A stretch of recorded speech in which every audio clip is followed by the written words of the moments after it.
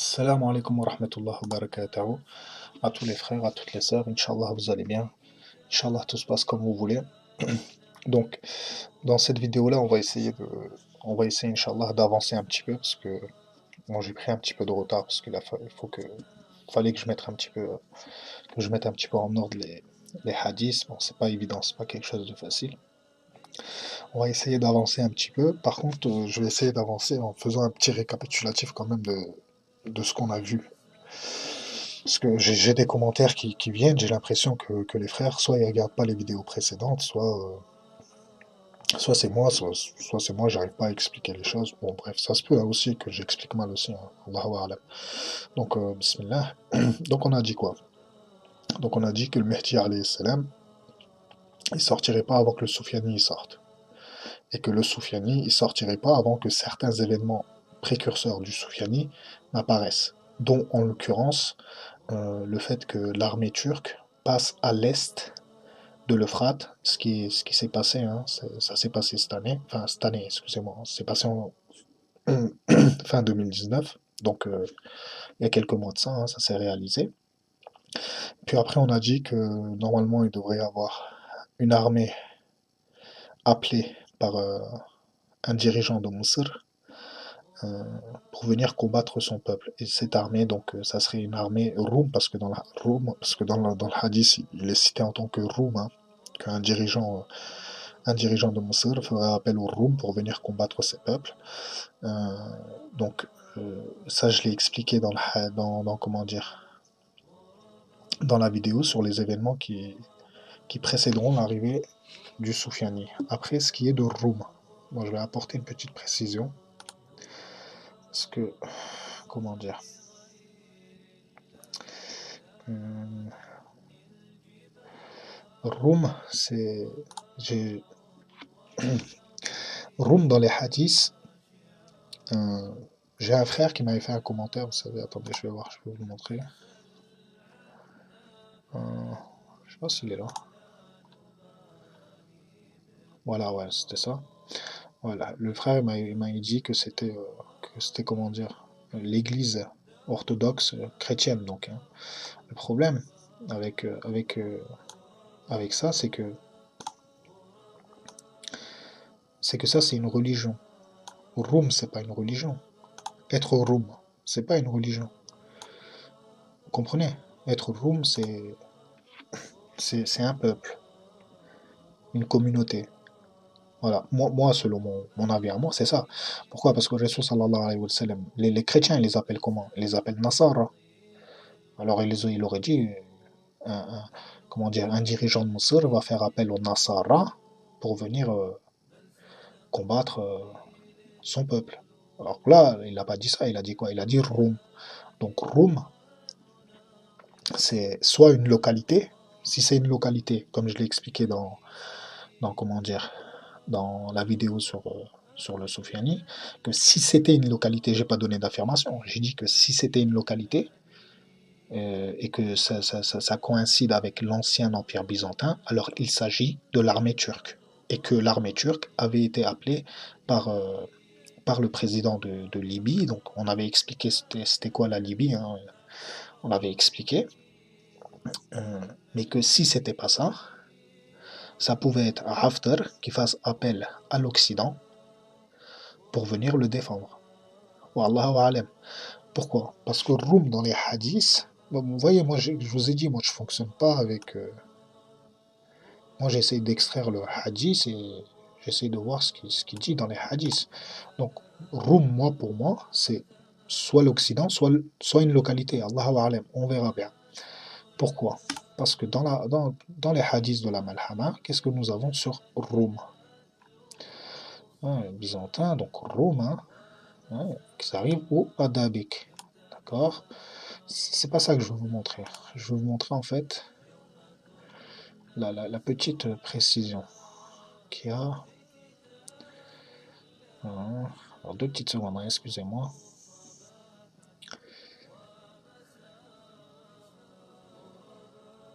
Deux petites secondes.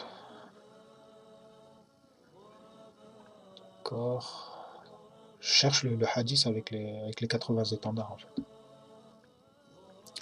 parce qu'il nous donne une précision sur Rum.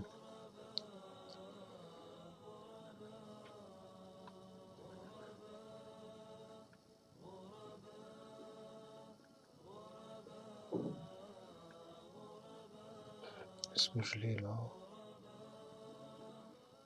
Voilà, c'est celui-là. C'est le hadith qui est dans Al-Bukhari, qui est cité par Auf ibn Malik. Donc, je vais avoir le messager d'Allah lors de l'expédition de Tabouk, alors qu'il était dans une tente en cuir. Je le saluais et il me dit: compte 6 signes qui se produiront à la fin du monde. Le premier, ma mort, puis la conquête de Bayt al-Maqdis, puis une épidémie qui se répandra dans ma communauté, la prenant comme l'épidémie qui ravage les moutons et qui les tue subitement. Puis l'abondance de l'argent à tel point que l'on donnera à l'homme 100 dinars et il partira en étant en colère. Puis une fitna très dangereuse qui ne laissera pas la maison d'un arabe sans y pénétrer. Puis une trêve entre vous et les Romains, donc les Romains roumains. Donc dans certains, il est cité Banu Asfar, dans l'autre, il est cité Ar-Rum. Bon, là, il a dit, c'est-à-dire les chrétiens. Moi, je suis pas d'accord. Il s'agit d'une population, pas d'une religion. Donc, ceux-ci rompront la trêve et viendront sous 80 étendards, donc sous 80 drapeaux, et il y aura sous chaque drapeau 12 000 hommes. Donc, ce hadith, tout le monde le connaît. Mais ceci nous donne une précision sur Rum. C'est que Rum, il est capable de mobiliser 80 étendards, et sous chaque étendard, 12 000 soldats. Alors, le commentaire du frère, quand il me disait Rum, c'est la Grèce, la Russie et toute l'Église orthodoxe, je ne suis pas d'accord. Je ne suis pas d'accord. Pourquoi? Parce que les Russes, euh, pour moi, Rum, c'est l'OTAN, hein. C'est tout ce qui est OTAN. D'accord? NATO, OTAN, moi, c'est tout ça. Moi, je vois pas les Russes. Je vois pas ça. Après peut-être ils seront dans le coup aussi. Allahu a'lam. Mais moi, ce qui est de Rum, moi, je vois plus l'Occident. Je vois pas la Russie. Je vois l'Occident. Donc, Allahu a'lam, on verra bien. C'est comme ça que je fonctionne, c'est comme ça que j'essaie de comprendre les hadiths.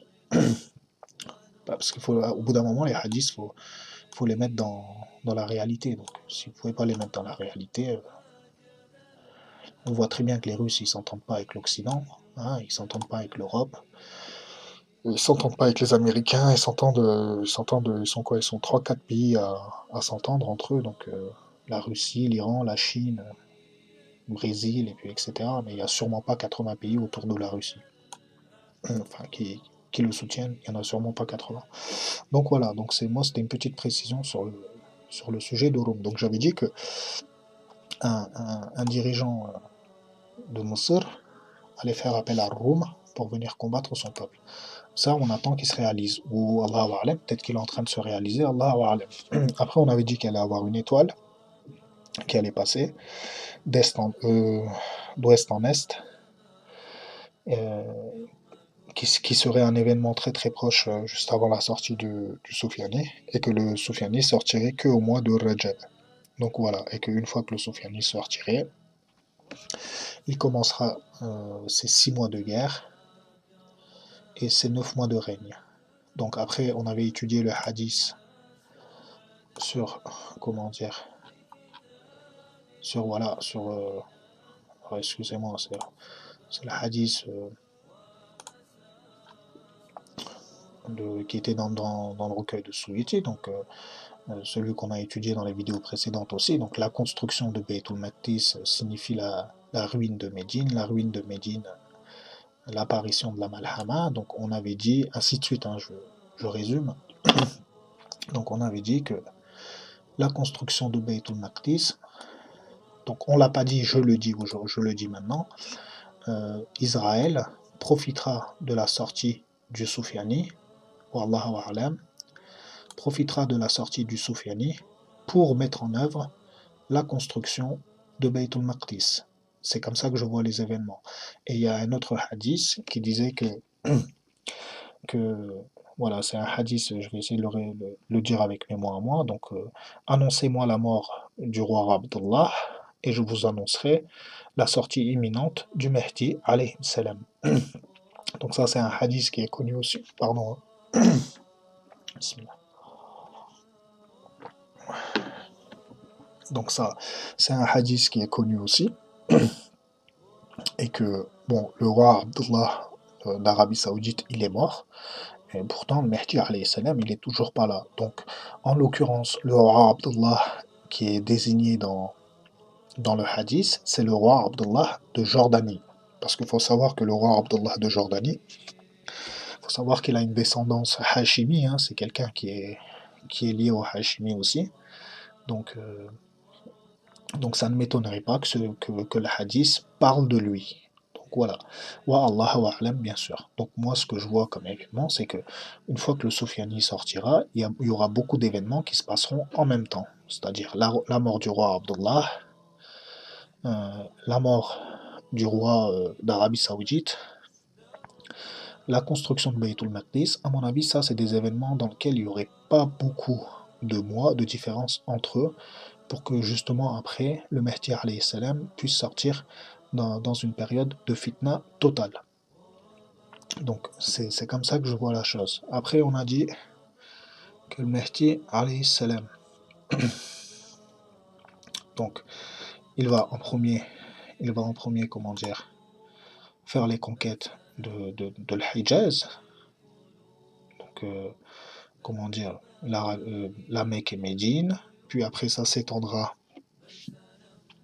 jusqu'aux capitales, hein, donc Riyad, qui allait avoir entre 10 000 et 12 000 moudjahidines qui allaient le soutenir du Yémen.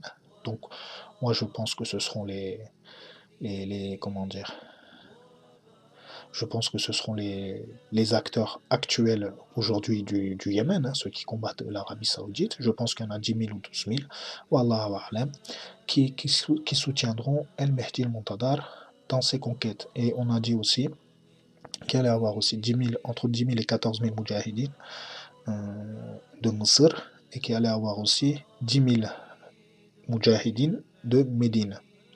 Donc ça fait une armée à peu près entre 30 000 et 40 000 personnes. Hein. C'est pas une petite armée bon, par rapport à d'autres forces, c'est minime, certes. Quand on voit qu'il y a près de 2 milliards de musulmans, c'est vrai que c'est minime. C'est un grain, c'est pas grand-chose. Mais le Mehdi alayhi salam, au début, c'est avec ça qu'il va commencer. Donc avec les 7 alim, chacun ayant 310 ou 320 disciples à leur côté, plus les 313, 314 rapprochés du Mahdi alayhi salam, dont à l'intérieur il y aura des femmes aussi. Voilà. Et une fois qu'il aurait conquis, donc là, je vais prendre la carte, une fois qu'il aurait conquis, excusez-moi, hein, j'espère que là, bah, non, c'est pas celle-là. Donc voilà. Donc j'espère que là vous voyez bien. Donc une fois qu'il serait sorti de Mecca ou Médine, qui se dirigerait vers Riyad, et qu'on avait montré les bases militaires. Hein. Alors je vais vous la montrer, les bases militaires américaines. Comme ça au moins vous allez voir. Je crois que c'était celle-là. Voilà, ça c'est les bases militaires américaines. Et que, à mon avis, le premier territoire que le Mehdi alayhi salam va conquérir, ce sera l'Arabie Saoudite, le Yémen et une partie, Allahu A'lam, de l'Irak, du sud, excusez-moi. Donc, c'est comme ça que les hadiths nous montrent à peu près la chronologie, et qu'on avait dit que la malhama, donc le début de la malhama, donc on avait dit qu'il y avait plusieurs malhamas, surtout on a dit qu'il allait y avoir des melahim, et qu'il allait y avoir la malhamatul kubra, que les melahim allaient durer 6 ans, c'est-à-dire que c'est des combats qui vont mener justement à ces conquêtes-là, hein, qui vont faire en sorte que le Mehdi alayhi salam soit plus ou moins autoritaire sur les anciennes terres musulmanes, hein, donc voilà, et qu'arrivé à un moment,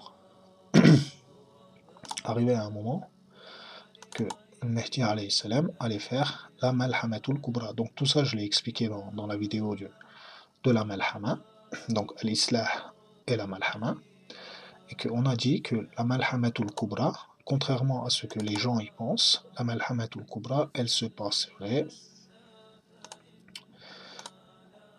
je vais prendre une couleur, le noir, voilà, qu'elle se passerait à Dabik ou à Amik. Ces deux endroits qui sont proches l'un de l'autre, donc je pense que ce sera dans cette région-là. Enfin, c'est pas que je pense, hein, c'est le hadith qui nous indique ça. C'est que à le quatrième traité de paix, quand il sera, comment dire, quand il sera rompu par Rome, donc on ne sait pas c'est qui Rome. On a simplement comment dire, des réflexions. Moi, quand je dis que c'est l'Occident, moi, c'est une réflexion parce que 80 étendards, comme je l'ai dit, la Russie n'a pas 80 étendards et la Russie, il n'y a pas 80 pays qui soutient la Russie. Et la Russie, c'est pas un pays qui est, comment dire, euh, c'est un pays leader, si vous voulez. C'est pas un pays qui aime être dans les ordres de quelqu'un d'autre.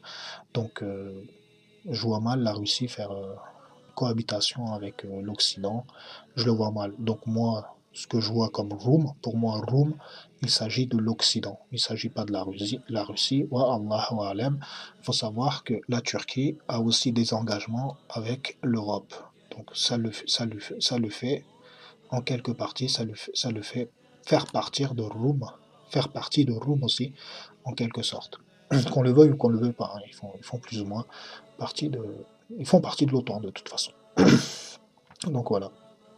Donc, euh, ce qui est, ce qui est de la Malhamatul Kubra, on a dit qu'elle se passerait ici, d'accord, et que c'est après ça que donc les Malahim, 6 ans après, on a la Malhamatul Kubra. Donc, à partir de la sortie du Mehdi alayhi salam, il y a 6 ans de Malahim, c'est-à-dire il y a des guerres un petit peu partout, hein, d'accord. Il y a 6 ans de guerre un peu partout, avec des conquêtes, des traités de paix. D'ailleurs, trois traités de paix euh, qui seront rompus dès les 2 premières années, et que la dernière, le dernier traité de paix de 7 ans, serait rompu à la 4e année. Donc, euh, donc voilà, le hadith, c'est ça qu'il nous dit. Et que à la 6e année, il y aurait la Malhamatul Kubra dans cette région-là. Alors, la conquête de Istanbul, donc de Constantinia, on a dit elle se fera sans armes. Elle se fera avec des tekbirs. Les musulmans vont faire des tekbirs, c'est-à-dire qu'ils vont dire une première fois, ils vont dire La ilaha illallah wallahu akbar, et qu'une partie de la ville leur sera donnée. Ça, je l'ai expliqué dans la vidéo sur le Melahim, qu'il y aurait que 70 000 musulmans qui survivraient à cette bataille. Donc ça, c'est les hadiths qui nous le disent. Donc après, vous faites les calculs hein, sur le tiers qui fuit la bataille et le tiers qui tombe shahid. C'est simple à faire la bataille. C'est simple à faire le calcul, excusez-moi. Donc, ces 70 000 musulmans iront à Istanbul.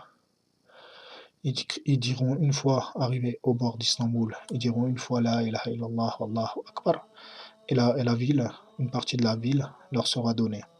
Ils diront une deuxième fois La ilaha illallah wallahu akbar. Une deuxième partie de la ville leur sera donnée. Ils diront une troisième fois La ilaha illallah wallahu akbar. Et la dernière partie de la ville leur sera donnée en fait. Et le hadith il continue, c'est pas un hadith qui s'arrête là, le hadith il continue. Donc déjà pourquoi est-ce que le Mehdi alayhi salam il va à Constantinia, donc Istanbul, pour la conquérir. Bismillah, pardonnez-moi. Le Mehdi en fait alayhi salam il va là-bas pour récupérer les affaires du prophète sallallahu alayhi wa sallam. Il faut savoir que les épées des Sahaba, le Zulfikar par exemple, c'est l'épée que Ali ibn Abi Talib il avait. Ils sont tous dans les musées à Topkapi. Topkapi, le palais de Topkapi, ils sont là-bas, donc il va récupérer les affaires du prophète sallallahu alayhi wa sallam. C'est pour ça qu'il va conquérir la ville. C'est pas pour autre chose. Pardonnez-moi. Bismillah. Donc une fois qu'il aura conquis Constantinia, et que le hadith il continue, donc il dit, et que les musulmans s'apprêteront à poser leurs armes sous des oliviers et à se partager le butin, un crieur, donc dans certains hadiths ils disent qu'ils entendront une voix. dans d'autres hadiths, un- il est dit qu'un crieur, donc moi je pense plus que ce soit un crieur, qui leur dira: Malheur à vous, le Dajjal est sorti auprès de vos femmes et de vos enfants. Donc, le Mehdi, alayhi salam, à ce moment-là, il dépêchera un groupe de 10 hommes que Rasul sallallahu alayhi wa sallam, il dit: Je connais leur nom, je connais leur prénom, le nom de leur père. Ils seront à cette époque-là les 10 meilleurs hommes que la terre portera. Donc, c'est les 10 hommes, les 10 meilleurs hommes de la planète, hein, que Mehdi alayhi salam donnera le devoir de retourner en terre de Shem. Donc, ces hommes-là retourneront en terre des Shem. Ils vont retourner où? Allahu A'lam. Est-ce qu'ils vont retourner à Damas? Moi, je pense plus qu'ils vont retourner à Rutta. Parce que Rutta, comme on l'a dit dans les hadiths précédents, sera là où les musulmans mettront leur tente. Donc, ce sera leur ville, plus ou moins. C'est ce qu'il en ressort des hadiths. Donc, ces 10 hommes-là iront là. Et ils s'apercevront en fait que le Dajjal n'est pas sorti. Et c'est au moment où ils se diront que le Dajjal n'est pas sorti, que le Dajjal sortira d'une terre frontière entre l'Irak et le Cham. Donc là, c'est les endroits que j'ai mis des petits pointillés. Ça sortira à peu près par là. Donc, je vais vous lire le hadith. Bismillah.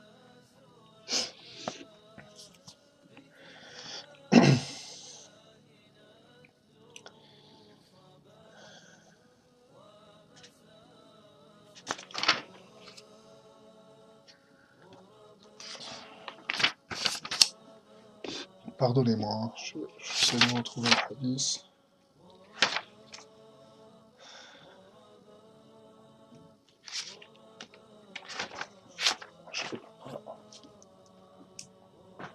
Donc, je crois que je dois l'avoir ici. Juste.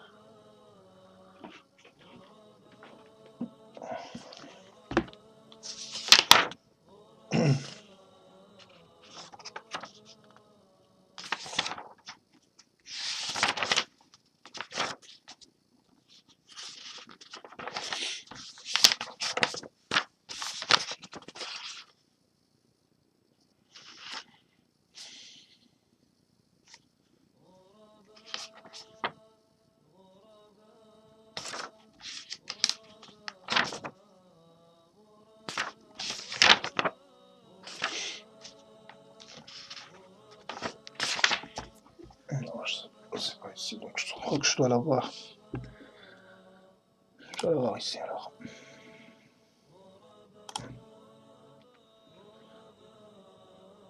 Alors, on a dit qu'elle allait sortir d'une frontière entre Irak et la Syrie. Ah, d'accord, c'est bon, je m'en rappelle. Excusez-moi, c'est un peu mélangé parce que je peux pas tout. Voilà. Donc, c'est un hadith de Nawas ibn Sa'am, hein, qui est rapporté dans.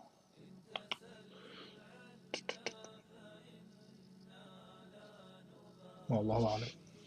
En tout cas, je sais que c'est un hadith que j'avais déjà étudié, donc je vais vous le répéter. Donc, un matin, le prophète sallallahu alayhi wa sallam évoqua l'antéchrist. Tantôt, il élevait la voix, tantôt, il l'abaissait, au point de nous faire penser qu'il se trouvait déjà dans les palmiers voisines. Lorsque nous nous rendîmes chez lui, il vit l'effet de ses propos sur nous et nous demanda: Qu'avez-vous donc? Nous répondîmes: Oh, Ya Rasoul, tu as évoqué l'antéchrist ce matin et tu as tour à tour élevé et baissé la voix, au point de nous faire penser qu'il se trouvait déjà dans les palmiers voisines. Le prophète sallallahu alayhi wa sallam dit: Ce n'est pas l'antéchrist que je crains le plus pour vous. S'il sort alors que je suis encore parmi vous, je serai là pour le confondre. Et s'il apparaît alors que je ne suis plus parmi vous, chacun sera en mesure de le confondre. Et Allah me remplacera auprès de tous les musulmans. L'antéchrist est un jeune homme aux cheveux crépus, à l'œil éteint. Il est comparable à Abdul Uzza ibn Qattan. Celui d'entre vous qui le rencontrera devra réciter pour s'en préserver les premiers versets de la sourate Al-Qaf. Il viendra il viendra, il sortira par une route située entre l'Irak et le Chem. Il sèmera la corruption de toutes parts. Serviteur de Allah, faites preuve de fermeté. Nous demandâmes, prophète, combien de temps restera-t-il? 40 jours, répondit-il. Un jour comme une année, un jour comme un mois, un jour comme une semaine, et le reste égal à nos jours ordinaires. Donc, moi, l'information qui m'intéressait ici, c'est celle-là. C'est le fait de sa sortie entre l'Irak et le Cham. Elle est où la carte? Donc voilà. Donc c'est d'un endroit près d'ici. Quand les musulmans arriveront à Ghouta ou à Damas, qui se diront que le Dajjal il n'est pas sorti, qu'il sortira. Mais une fois qu'il va sortir, qu'est-ce qu'il va faire? Bon, déjà, on va partir sur sa description déjà. Qui est-ce qu'il est le Dajjal? C'est-à-dire comment est-ce qu'il est déjà. Donc, on va prendre des notes. C'est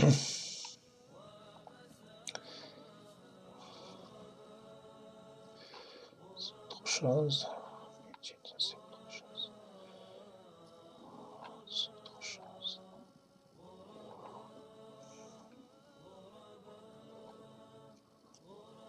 Voilà. Donc, c'est un hadith de Abdullah ibn Omar, radiallahu anhu. Il dit que le messager d'Allah, salatu wassalam, a dit un jour, au cours d'un sommeil, j'ai fait un rêve pendant lequel je faisais le tour de la Kaaba, donc il faisait le tawaf. Soudain, je me suis retrouvé en présence d'un homme brun, aux cheveux crépus, se tenant debout entre deux hommes, la tête laissant échapper des gouttes d'eau. J'ai dit, qui est celui-là? Ils m'ont dit, c'est Aïssa ibn Maryam. Je me suis mis à tourner la tête, quand brusquement je me suis retrouvé devant un homme rouge, de forte corpulence, aux cheveux crépus et à l'œil droit borne, et semblable à un raisin flottant. J'ai dit, qui est celui-là? Ils ont dit, c'est le Dajjal, celui qui le ressemble le plus, et Ibn Qatan. Donc, l'information qui nous intéresse ici, c'est quoi? C'est qu'il soit de forte corpulence, qu'il soit un homme rouge, qu'il ait les cheveux crépus, donc crépus, qui dit crépus, je pense que c'est frisé, hein, et qui a l'œil droit borne, semblable à un raisin flottant. Donc c'est ça qu'on a plus ou moins comme information sur lui. Et d'ailleurs, sur tous les autres hadiths, ça se rejoint plus ou moins. C'est plus ou moins ça qui est cité.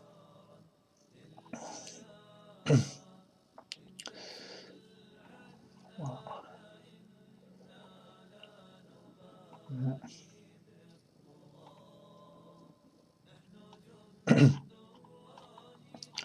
Donc pour en revenir un peu à la carte, alors je vais en revenir à la carte et je vais en revenir aussi à un commentaire qui a été fait. Donc c'est un frère qui m'a fait un commentaire. Ça va voir sur le sujet, hein, vous inquiétez pas, ça va vous faire gagner quelque chose. Moi, je n'utilise pas de commentaires si ça doit rien vous faire gagner ou si vous avez rien à tirer. Et si c'est pas quelque chose d'intéressant, je le mets pas. Donc c'est un frère qui m'a envoyé ce commentaire-là. Il m'a dit voilà, la communauté, bismillah, la communauté va se réveiller uniquement quand la grande guerre va éclater. Donc il parle de la Malhamatul Kubra. Il dit que la Malhamatul Kubra, c'est ce qui devrait réveiller euh, la Ummah. Allahu A'lam. Quand tout le monde n'aura plus rien à perdre, d'accord? Je vais expliquer cette partie-là, elle est vraie, hein.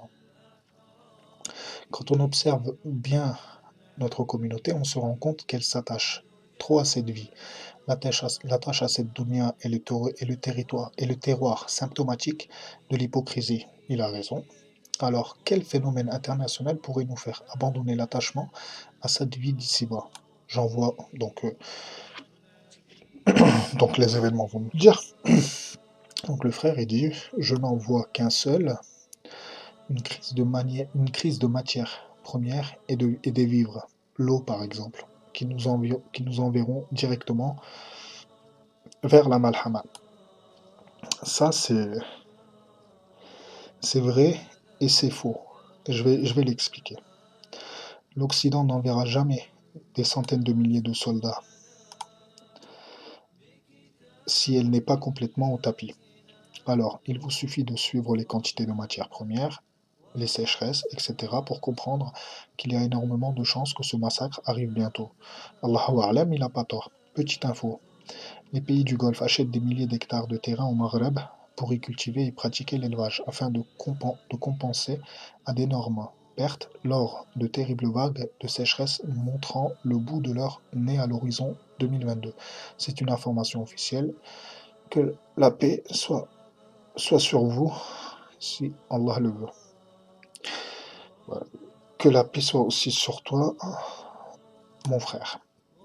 Alors, ce commentaire, il est important. Pourquoi?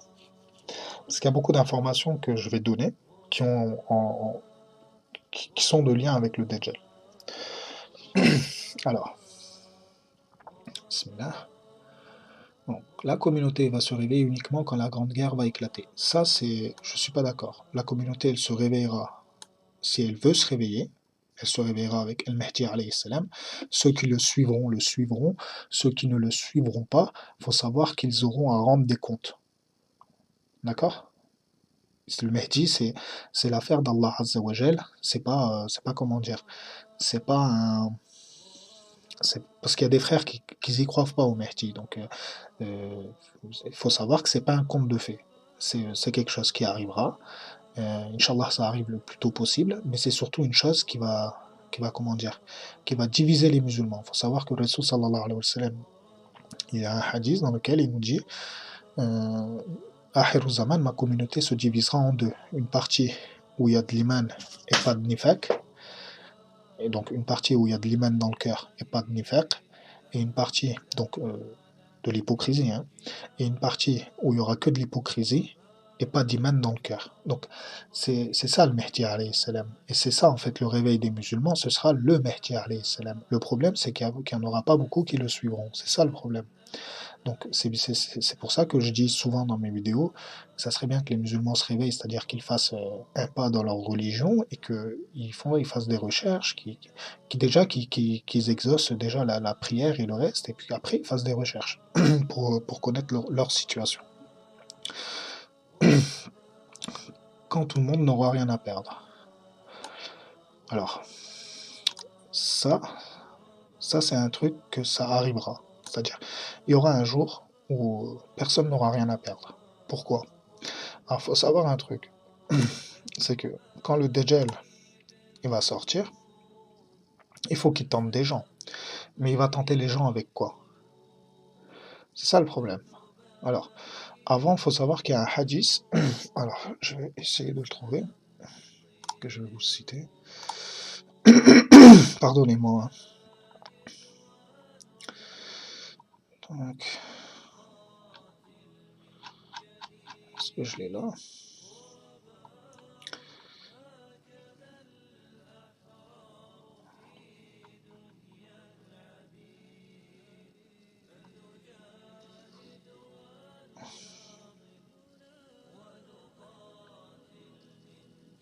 Voilà.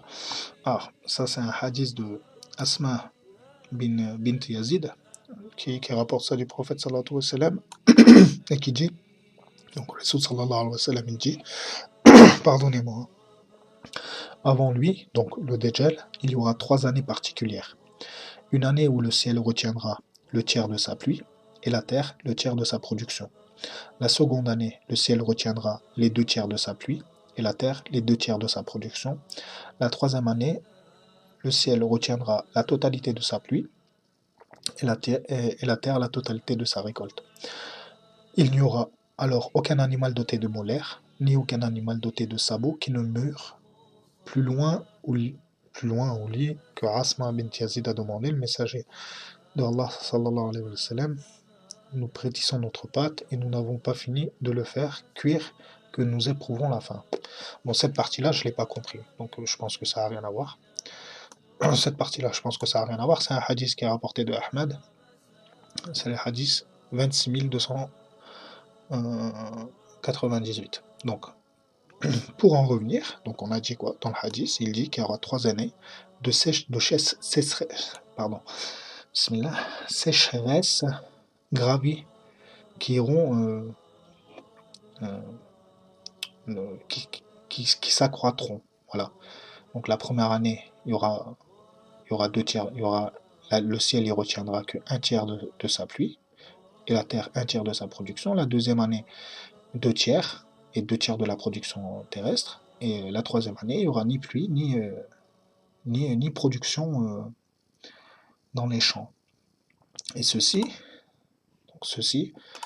vont se passer quand 3 années avant la sortie du Dajjal. Donc, vu que la Malhamatul Kubra, elle doit avoir lieu à la 6e année, et qu'à la 7e, le Messie Dajjal, il doit sortir, et que entre la Malhamatul Kubra, Fethul Constantinia et la sortie du Dajjal, il y a 7 mois, donc on va dire plus ou moins un an, d'accord, on va arrondir, d'accord. Donc ça fait que à partir de la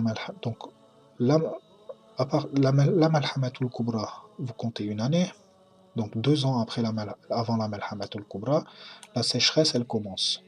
Donc ça vous fait 4 ans, hein, ça vous fait 4 ans de récolte à l'époque du Mehdi alayhi salam, et après ça ira en se dégradant à partir de la 4e année, jusqu'au moment où il n'y aura plus de récolte, où il n'y aura plus rien. Donc ça vous fera 2 ans, puisque le Dajjal il doit rester 40 jours. Hein, il doit rester 40 jours. Bon, tout le monde peut faire le calcul. Hein, ça fait plus ou moins 1 an, 2 mois et quelques jours. 1 an, 3 mois ou 1 an, 2 mois et quelques jours. Pardon.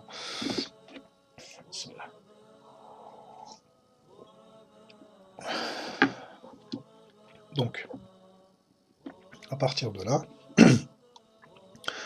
la période où le Dajjal y passera sur Terre, plus 1 an, seront une période de sécheresse totale. Il n'y aura pas de récolte, il n'y aura pas de pluie, il n'y aura rien. Et ça, je vais le rejoindre sur le commentaire, parce que vous vous rappelez, comment dire, j'avais un frère qui nous avait dit que, voilà, ouais, c'est pas un frère qui m'avait dit, en fait, c'est beaucoup de frères qui ont un fantasme avec la Malhamatul Kubra, qui croient que les bombes nucléaires vont être utilisées, ceci, cela. Je vous le dis, vu les hadiths et les événements que la Terre se prépare à vivre, donc ce sera des trucs, des événements mondiaux, hein. Ce sera des événements mondiaux, hein. Je vous assure que dans chaque pays, il y aura des plus ou moins comment dire ça, plus ou moins des révoltes. Donc je vous assure que tous ces pays-là, ils auront autre chose à faire. Ils auront vraiment autre chose à faire que de se lancer des bombes nucléaires sur la gueule. Je vous assure. Ils auront vraiment autre chose à faire. Donc c'est pour ça, quand je disais les bombes nucléaires ne seront jamais utilisées, je vous avais dit, déjà l'opinion publique ne le permettra jamais, c'était l'une des causes, mais la deuxième cause, ce sera la sécheresse et tout le reste, parce que ce sera global. Donc vu que ce sera global, ça servira à rien d'attaquer son voisin comment dire, pour essayer de lui piquer quoi que ce soit, puisque lui aussi il n'aura rien. Vous comprenez ce que je veux dire? Donc la bombe nucléaire, elle sera jamais utilisée pour moi. Ça je le précise, hein. Ceux qui vivent dans les films hollywoodiens, franchement, sortez des films hollywoodiens, ça ne se réalisera pas. Le Dajjal, il sortira pendant un moment de crise totale alimentaire, et c'est de ça que le Dajjal va se servir pour tromper les gens. D'ailleurs, on a des hadiths, hein, sur ça, hein. Donc, je peux vous citer un hadith.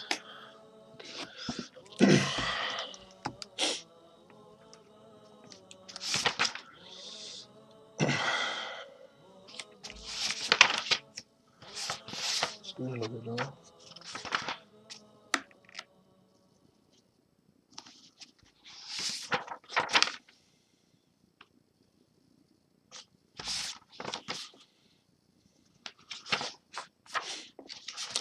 C'est pour ça d'ailleurs que Ressus sallallahu alayhi wa sallam, il a dit euh, aucune créature n'est plus terrible, et dans d'autres versions, aucune fitna n'est plus terrible que la fitna du Dajjal. Pourquoi? Bah parce que c'est quelque chose qui va taper directement le système nutritionnel. Et qui dit système nutritionnel humain dit nefs. Ça va directement taper le nefs, donc vous avez besoin de vous nourrir. Et, c'est vrai que la faim, c'est quelque chose qui- la faim, ça peut amener à tout. Donc après, ce frère, donc je vais vous le dire, hein, le hadith, il est là, hein. Normalement, il est là. Hop.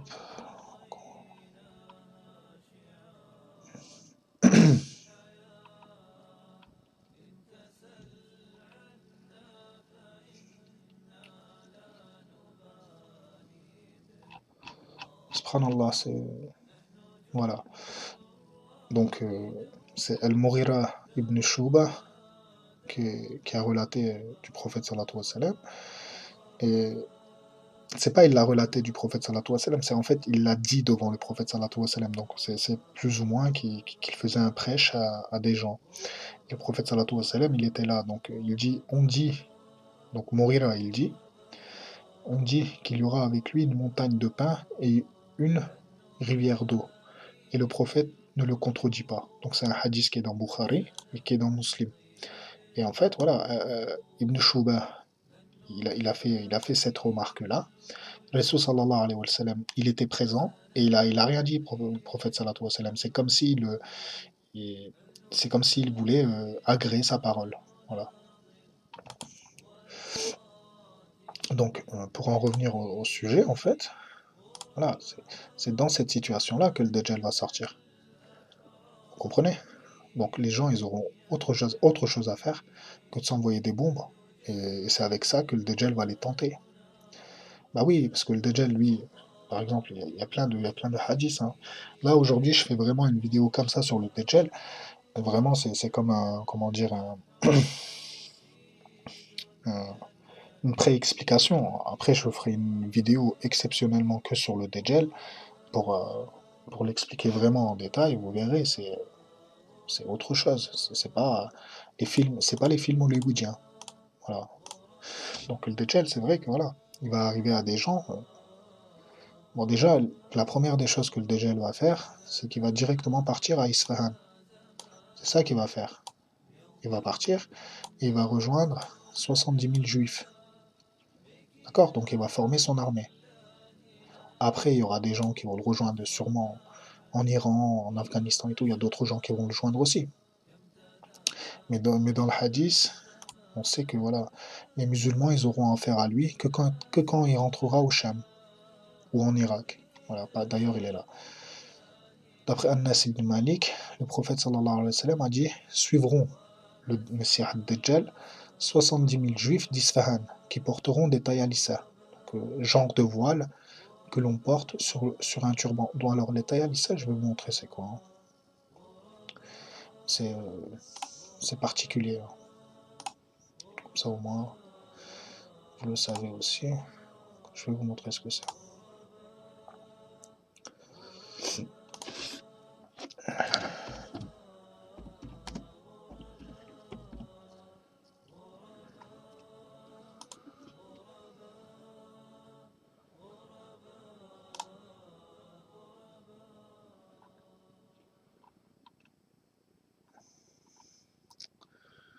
Alors, j'essaie de trouver une photo bien caractéristique. Voilà, c'est ça. Ah, je sais pas si vous voyez là, hein. Vous voyez, c'est avec des traits bleus. Vraiment, vous devez le voir sur le côté de la vidéo. Voilà, c'est plus ou moins ça. Voilà. C'est ça, l'état Alissa. D'accord?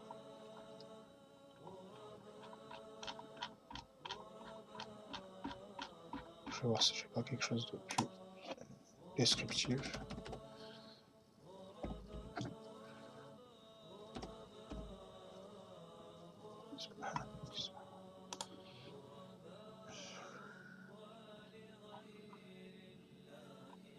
J'ai des images qui n'ont pas grand chose à voir avec le sujet.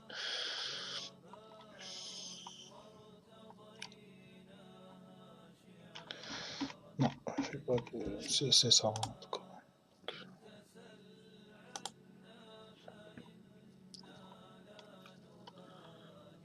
Moi, je sais pas si vous voyez là, mais c'est ça. C'est des genres de comment dire, genre de draps. Enfin, je veux pas dire des draps parce que c'est pas des draps. C'est c'est un genre de châle, un châle rayé. Voilà, c'est un genre de ça. C'est ça les Tayalissa. Donc c'est 70 000 juifs qui portent ça, qui vont soutenir le Dajjal. Donc, comment dire? Donc le commentaire du frère qui m'a fait, oui, les deux tiers de la terre seront disparus avant l'arrivée du Mehdi, ça tient pas le coup aussi. Et puis il y a plein de choses qui sont comment dire, du genre film hollywoodien, qui sont rentrés dans la communauté musulmane. Que, et voilà, on a plein de frères, bon, ils font des travaux magnifiques, je suis sûr qu'ils sont sincères. Mais j'ai l'impression des fois quand j'écoute certains frères qu'ils ont été je sais pas où est-ce qu'ils sont partis chercher leurs sources, parce que ça sort vraiment du contexte, c'est-à-dire le fait que le Mehdi alayhi salam, il combatte avec.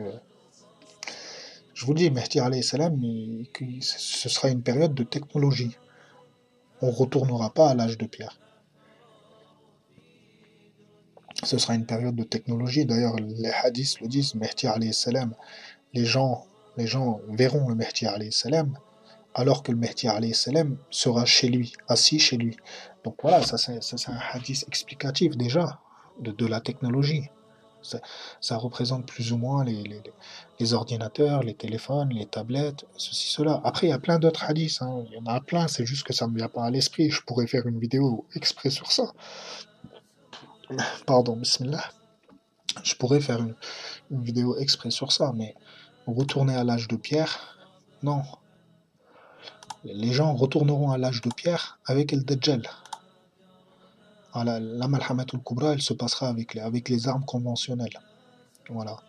Mais à l'époque du Dajjal, une fois la Malhama finie, là par contre, bah, automatiquement, hein, vu qu'il y aura des révolutions comment dire, dans tous les pays de la planète, qu'il y aura des crises dans tous les pays de la planète, là, à partir de là, oui, là, ça commencera à sentir le ruisson.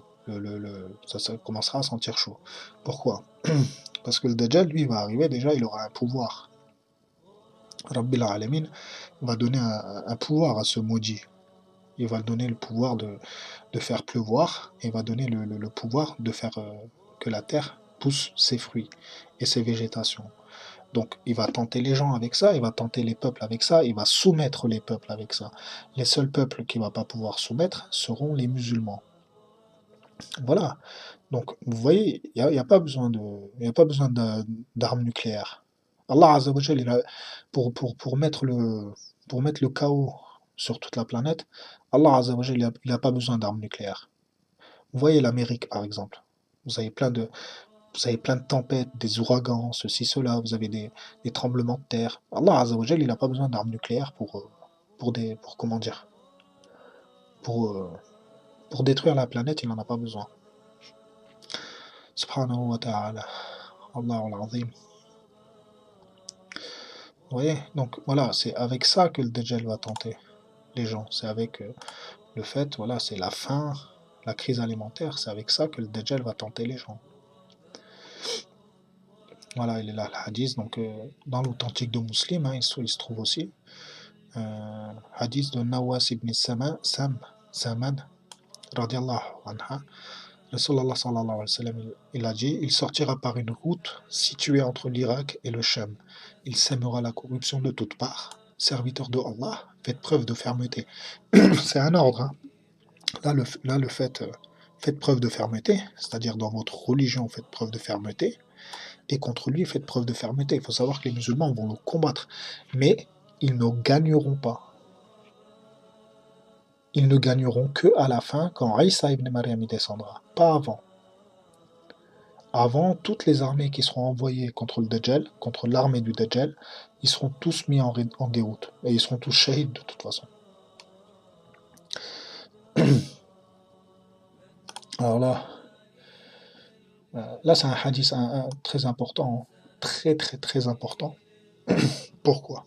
Le prophète sallallahu alayhi wa sallam, il dit la plupart des suiveurs du Dajjal seront les juifs et les femmes. Le suivront également les ignorants parmi les arabes, ainsi que les hypocrites. C'est vrai que le Dajjal, il aura une tendance à attirer beaucoup de femmes, et, mais la partie qui m'intéresse ici, c'est les hypocrites. C'est ça qui m'intéresse. Pourquoi? Parce que vous savez, nous on parle des sujets du Mehdi, et je dis pas que c'est un sacrifice, hein. Pour moi, c'est un plaisir. C'est un plaisir d'en parler. J'ai toujours aimé le sujet du Mehdi alayhi salam et de Akhir Zaman, j'ai toujours aimé. Donc pour moi, c'est un plaisir. Mais il y a des frères qui, qui dans la communauté ne croient pas à l'arrivée du Mehdi, et, et se moquent des frères et des sœurs qui, eux, par contre, croient fermement. Moi, je suis quelqu'un qui croit fermement, hein, et qui font des sacrifices. Il faut savoir qu'il y a beaucoup de frères. Je ne sais pas si autour de vous il y en a, mais moi, je sais qu'il y a beaucoup de frères qui se sentent Ansar. Donc, pour eux, ce sont les Ansar, hein. Ils le disent pas, hein. Voilà, eux, ils se sentent Ansar et ils font des sacrifices. Il y en a certains qui se marient pas, il y en a certains qui font la hijra, d'autres s'apprêtent à faire la hijra, d'autres feront la hijra, mais c'est des personnes super sincères que Rabbil Alamin les guide et les gratifie. Et Rabbil Alamin qui me permettent d'être parmi ces gens-là aussi. Et vous avez une partie de la communauté qui se moque de ça. Donc ça rit, ça châtie, ça ceci, ça cela. Et généralement, ce sont les gens les moins assidus dans la religion, et les moins, on va pas dire instruits, parce que tout le monde peut s'instruire. C'est pas ça, c'est autre chose. Mais c'est les gens qui ont la moindre chose, qui sont le plus loin de la religion. Et ces gens-là, regardez, c'est les hypocrites, hein, c'est des munafiqoun, hein, voilà, ces gens-là, regardez, avec qui ils seront? Ils seront avec le Dajjal. Donc, moi, quand il y a des frères, enfin, des frères, quand il y a des gens comme ça qui se moquent de mes frères et de mes sœurs, qui croient fermement à l'arrivée du Mehdi, que ce soit imminent ou pas imminent, c'est l'affaire de Allah Azza wa Jal, mais qui croient en l'arrivée du Mehdi et qui croient à tous ces événements-là, ces gens-là, moi, je les invite déjà, s'ils connaissent pas le sujet, à se taire, et s'ils connaissent le sujet et qu'ils le font tout en étant conscients, de faire très très très attention à la place qu'ils se choisissent. Parce qu'ils prennent un risque de faire partie de ces hypocrites-là. Donc voilà, c'était une petite parenthèse. Donc, donc on a dit, hein, le Dajjal. Donc la première des choses qu'il fera, c'est qu'il partira à Isfahan pour rejoindre son armée de 70 000 juifs. Puis après, il commencera son œuvre, hein, donc comment dire, il va voyager la terre. Ça aussi, c'est un sujet, parce que les gens, ils attendent un Dajjal qui vient à dos d'âne, avec des oreilles longs de 19 coudées. Et je vous le dis, vous regardez, c'est un film de science-fiction que vous regardez. D'accord? C'est un film de science-fiction. Rasoul sallallahu alayhi wa sallam, quand il a raconté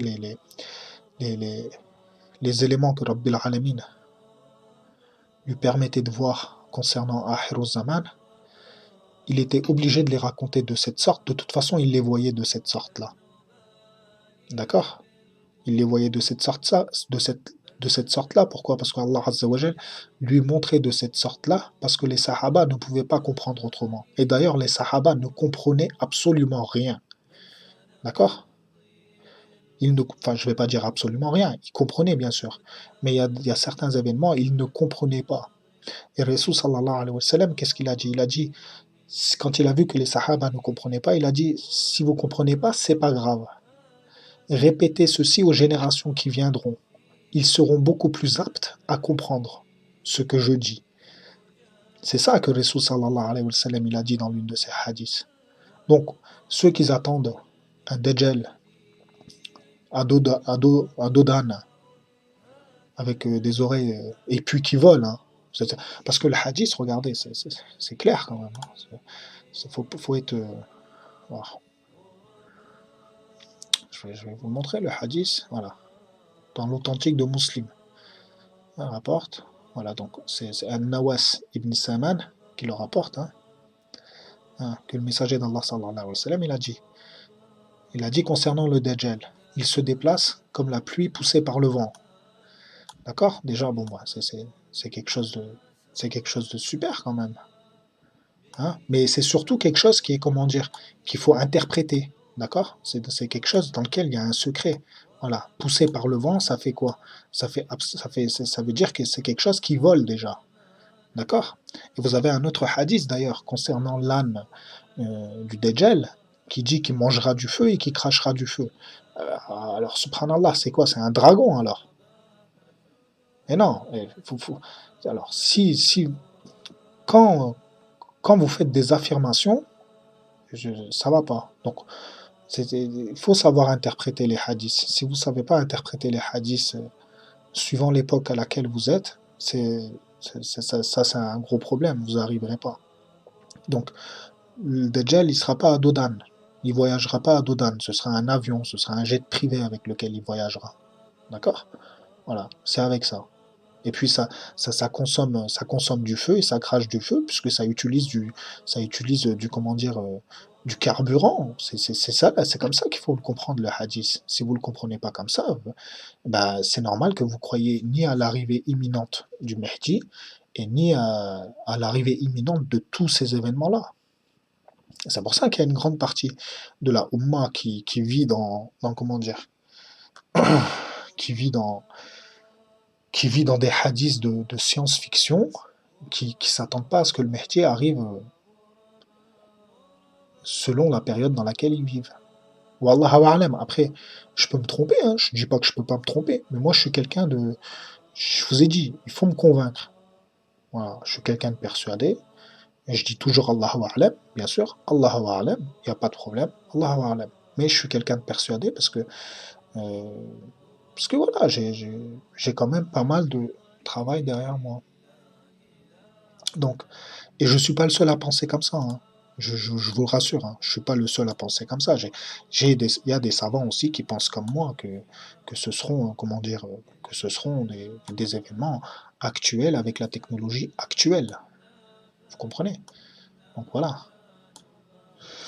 Donc moi, je suis pas de ceux qui attendent un Mehdi pot de fleurs et je suis pas de ceux qui attendent aussi un Dajjal Hollywood. Je suis pas, je suis pas comme ça. En tout cas, pas moi. Donc voilà.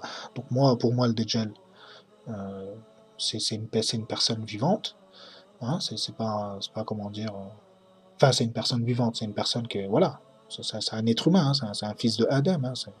C'est pas comment dire. C'est pas un monstre. Voilà. La'natullahu alayh, que Rabbil Mujis, parce que voilà, lui, quand il va sortir la première fois, il se prétendra être roi, d'accord? D'ailleurs, c'est comme ça que il va tromper les 70 000 juifs de Isfahan. Après, il se prétendra être prophète, et après, il se prétendra être Dieu, d'accord? Donc, que Rabbil Mujis. Mais en tout cas, ce sera fait avec la technologie actuelle. Parce que ce seront des événements qui seront. Vous verrez. Enfin, je dis, vous verrez. Allahu alam, est-ce qu'on verra? Mais en tout cas, la technologie, elle existera. Je vous ai dit, moi, je vis pas dans un monde de science-fiction. Voilà. Alors, donc, je vais reprendre la carte, parce que moi, j'aime bien travailler avec la carte. Ça me permet de, ça me permet de voir un peu les travaux. Donc voilà. Donc, le Dajjal, quand il sortira, donc, je vais prendre quoi? On va prendre le vert. On va prendre le jaune, tu vois. Dajjal, quand il sortira de la frontière Syrie-Irak, il ira à Isfahan. Isfahan, c'est vers là. Alors, si je me trompe pas, pas que je me trompe quand même. Allahu alam, je crois que c'est vers là, Isfahan. Ouais, je crois que c'est vers là. Donc le Dajjal, il ira à Isfahan, il prendra son armée. Et puis bon, bah, vu qu'il y aura une crise alimentaire mondial, bah, il va commencer son œuvre à tenter les gens avec les pays voisins. Donc il fera le tour de toute la planète, hein. Il ira partout, hein, en jet privé, il ira partout, le mec.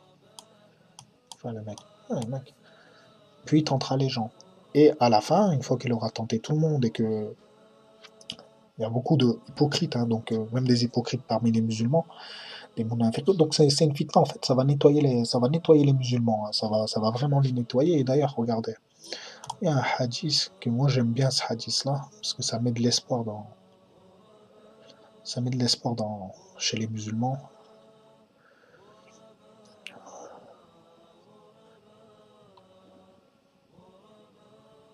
Alors,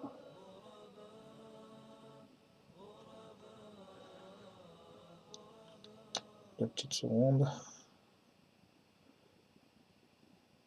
Là aussi, regardez, sa grande vitesse, le déplacement dans l'authentique de Muslim, il est rapporté par Nawas ibn Saman, comme tout à l'heure, hein. Le Dajjal se déplacera comme la pluie chassée par le vent. Voilà, c'est quelque chose qui fait allusion au ciel.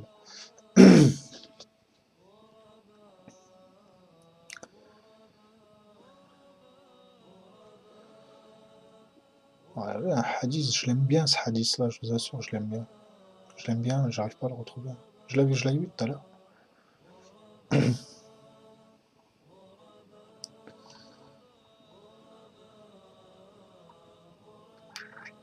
Voilà, c'est un hadith de Hudhayfa, radiallahu anha.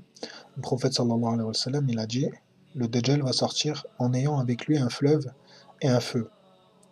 Celui qui rentre dans son fleuve aura son péché confirmé et sa récompense sera enlevée, tandis que celui qui rentre dans son feu aura sa récompense confirmée et son péché sera enlevé, puis ce sera certes le moment de l'heure.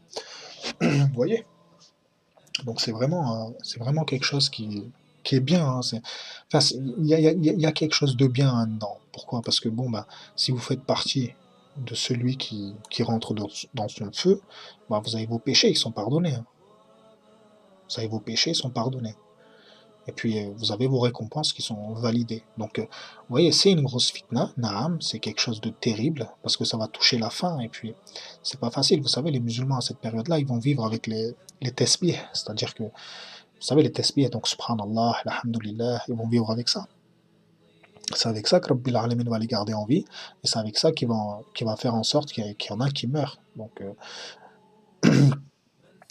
c'est avec ça aussi que Rabbil Alamin va choisir d'enlever l'âme de certains musulmans avec ça. Mais celui qui le rejoint, regardez, il aura son péché confirmé et sa récompense enlevée. Donc, celui qui le rejoint parmi les hypocrites et les munafiqoun et les femmes et les juifs et tout le reste là, celui qui le rejoint, il aura quoi? Toutes ses récompenses, donc tout le bien que tu as fait toute ta vie, hein, il sera enlevé. Et puis on lui aura mis quoi? On aura confirmé le péché plus les péchés que tu as commis. Donc c'est quelque chose auquel il faut faire attention et surtout il faut avoir les bonnes informations, il faut avoir la bonne chronologie et il faut avoir les bonnes informations pour pouvoir le reconnaître. Parce que avec le reconnaître, c'est pareil aussi. Vous voyez, donc on a dit quoi? On a dit que c'était un jeune, hein. Donc là par exemple, il est c'est quoi ça? C'est un hadith rapporté par Al-Bukhari et Muslim. Il est écrit kafir, donc kafara, entre ses yeux, tout croyant pourra le déchiffrer, qu'il sache lire ou non. Vous voyez? Donc ça, c'est des informations. Donc il sera écrit Koufar entre ses, enfin, sur son front. Voilà. Entre ses yeux. Excusez-moi.